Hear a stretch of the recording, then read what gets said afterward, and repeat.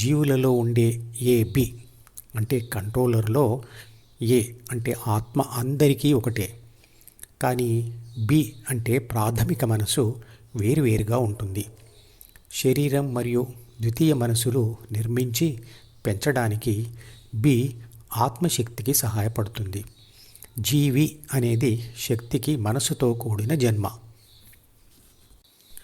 ఇక జీవం లేని రాళ్ళు ఇతర పదార్థాలలో బి ఉండదు. కాబట్టి వాటిలో శక్తి ప్రవేశించినా మార్పు ఉండదు. ఉదాహరణకు రాగి తీగలో విద్యుత్ శక్తి ప్రవాహం. ఇది శక్తికి మనస్సు లేని జన్మ. జీవులలో ఏ బితో కూడినప్పుడు జీవక్రియలు జరుగుతాయి మరియు విభిన్న మనస్తత్వాలు ఏర్పడతాయి. భిన్న పదార్థాలతో కలిసినప్పుడు ఒకే రకమైన శక్తి భిన్నమైన లక్షణాలను చూపిస్తుంది. ఉదాహరణకు విద్యుత్ శక్తి రాగి తీగలో ప్రవహిస్తుంది, రబ్బర్ తీగలో ప్రవహించదు. ప్రాణశక్తి ఆవిర్భవించిన నాటి నుండి అది తల్లిదండ్రుల శరీరాల ద్వారా పిల్లలకు తరతరాలుగా ప్రయాణం చేస్తూ కొత్త శరీరాలను పొందుతూనే ఉంది. ఏ శక్తి అయినా లేదా ఏ పదార్థమైనా శక్తి పదార్థంలో ప్రవేశిస్తే అది శక్తికి పునర్జన్మ. శక్తి ఆ పదార్థాన్ని విడిచిపెడితే అది పదార్థానికి మరణం. శరీరం అంటే కేవలం జీవి శరీరం మాత్రమే కాదు, రాయి కూడా ఒక శరీరమే. రాయిని విసిరినప్పుడు కండరశక్తి కొంత తగ్గి ఆ శక్తి రాయిలోకి గతిశక్తిగా ప్రవేశిస్తుంది. అది తగ్గిన కండర శక్తికి పునర్జన్మ.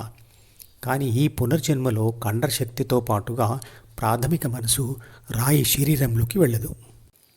ఇంకో ఉదాహరణ, గడియారంలోని బ్యాటరీ శక్తి తగ్గిపోయి ఆ తగ్గిన శక్తి గతిశక్తిగా మారి గడియారం ముళ్ళులో ప్రవేశించి దానిని తిప్పుతుంది. ఇక్కడ ముళ్ళు కూడా శరీరమే. ఇలా బ్యాటరీ శక్తి నిరంతరంగా తగ్గిపోతూ ముళ్ళు ద్వారా విశ్వశక్తిలో కలిసిపోతూ ఉంటుంది. చివరికి శూన్యం కూడా అవుతుంది. ప్రాణశక్తి పునరుత్పత్తి కాని ఇతర పనుల ద్వారా కూడా చేయబడుతున్న పదార్థాలలోకి ప్రవేశిస్తూ ఖర్చు అయిపోతూ ఉంటుంది.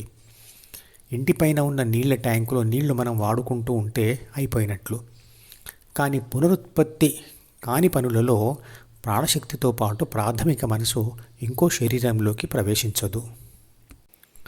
తల్లిదండ్రుల కలయిక ద్వారా మాత్రమే తల్లి యొక్క మరియు తండ్రి యొక్క ఏబి కలిసి తల్లి గర్భంలోని జైగోట్లోకి ప్రవేశిస్తుంది.